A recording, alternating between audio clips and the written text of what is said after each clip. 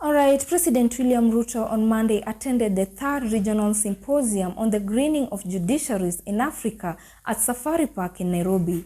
The event brought together more than 26 Chief Justices from African countries, judges, judicial officers, and judicial educators.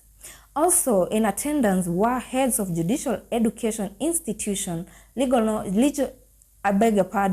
practitioners and experts from particular countries in the region. Our very own Faith Msimbi brings us more. President William Ruto has highlighted reasons why Africa is at pivotal position as the world switches towards more eco-friendly industrial production. Is the fact that Africa is by far the least polluting continent, yet it is by far the most adversely affected by climate change. The entirety of industrial and economic activity from all of the continent's economies contributes less than 5% of the global greenhouse gas emissions. These emissions are the cause of a steady and dangerous rise in global temperatures, which have resulted in the extinction of plants and animal species, rise in sea levels, disruptions in climate patterns, drought, and desertification. Speaking on Monday during the 3rd Regional Symposium on Greening Judiciaries in Africa at Safari Park, Nairobi, the president said the main reason is that Africa has resources that cannot be found anywhere else in the world. Africa is abundantly endowed with all the resources required to power green industrialization. Our clean and green power potential is incomparable. Just to give you indications, 92% of our grid in Kenya is clean and green. It is the case in many other African countries, and the potential to make it the case in many African nations is real and is possible. Our clean and green power potential, as I said, is immense.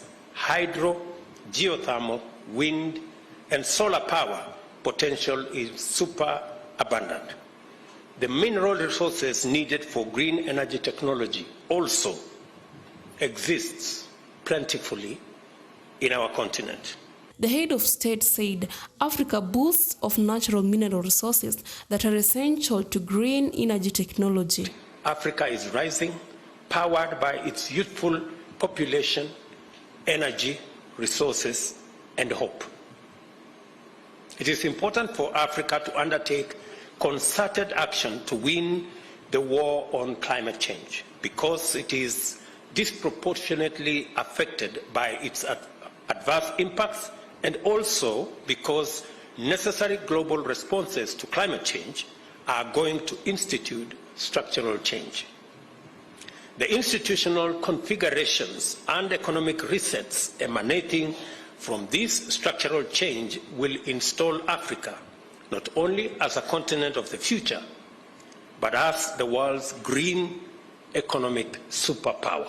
Ruto said Africa has the youngest population that is energetic, creative, innovative, and capable of working for humanity. He said more people around the globe are more likely to migrate and settle in Africa in the future, hence manpower to aid in going green. We are the world's youngest continent, with a mean age of 25 and growing younger every year.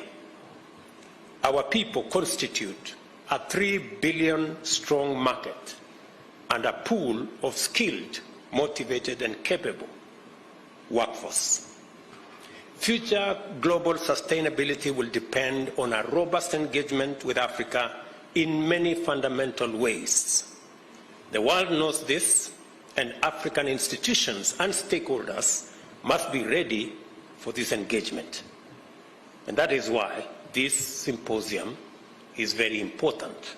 He said financing is the only challenge facing the huge potential Africa possesses. Ruto, however, noted that he's not calling for a financial system that favors Africa, but one that is fair for all. In these regional, continental, and climate actions, it is a privilege to join our African brothers and sisters in this good fight and make our contribution to the defining struggle of our generation.